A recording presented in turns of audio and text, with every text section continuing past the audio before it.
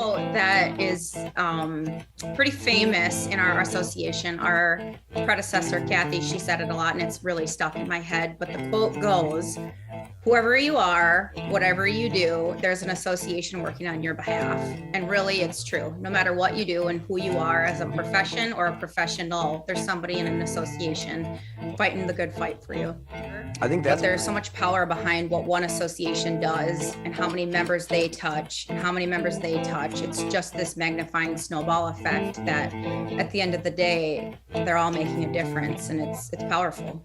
I think that one of my favorites too is when I see a member on the news, and it just makes me smile because they're getting this press for what they're doing so great behind the scenes that so many don't know or understand. You know, we have anything from during the thick of COVID when the Nurses Association was out there to the Housing Association talking about the market to education. And, you know, I always laugh because it's like, oh, there's another member. And then one of my family members will be like, let me guess, you know them. And I'm like, hell yeah, I know them. Like, look at what they're doing. So it's when there's such a trust and a loyalty and a high quality of standard and excellence that associations do believe in, and that's what their mark is in this world. So that's what they're there for and why they've been around for hundreds and hundreds of years.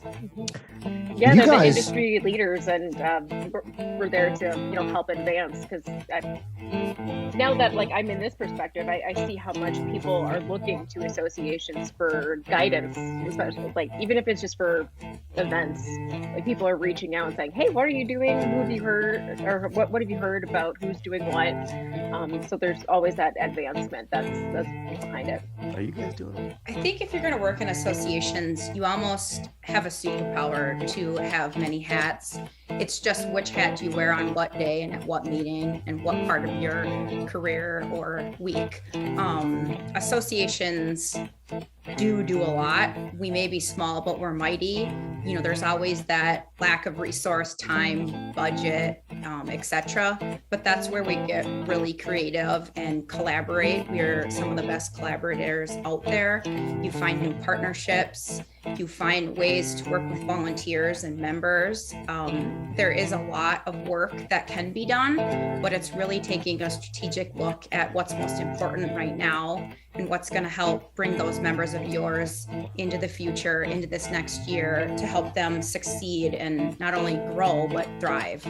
We're still finding those different ways to connect. So there's been a lot of us basically kind of figuring out like, okay, where are our people? How can we get to them? It's not just the technology advances or investments, but it's really an innovative spirit that our association has and that truly the members of ours have that we want to keep cultivating and maximizing.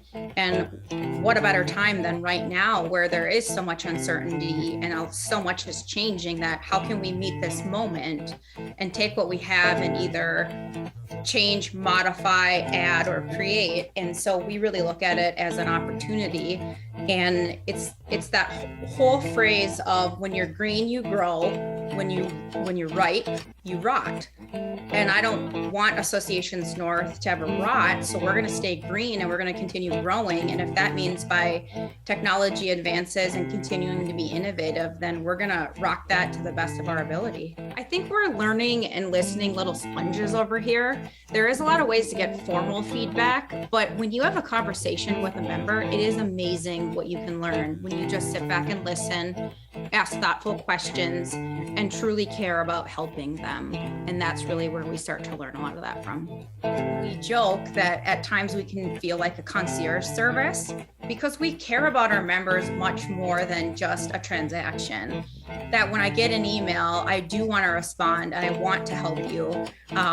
But investing in some technology and now having Spark, it's giving our members a platform and opportunity to learn from one another and really create that hive mind where more research, more resources, information, all of that good stuff can happen in another space other than just an email back and forth between two people.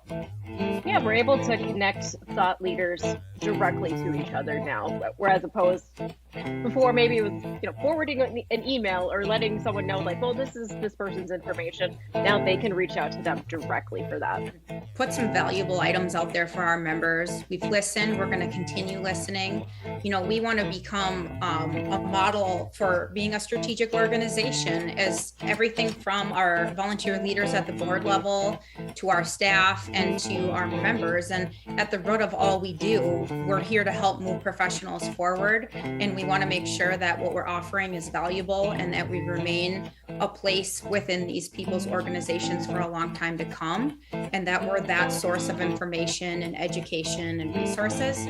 So we are here, and we are busy little bees over here as always, but it's great and it's very rewarding to see a lot of strategy work now being executed and seeing the impact it's having on our members. Ben. Yeah, because we're at the point that like just because it's live, it's like we can't just set it and forget it. It's like now we're at like 2.0 of strategy. If we let it get ripe, right? We can't let it do that. We gotta stay green with it. How much of a I'm ready for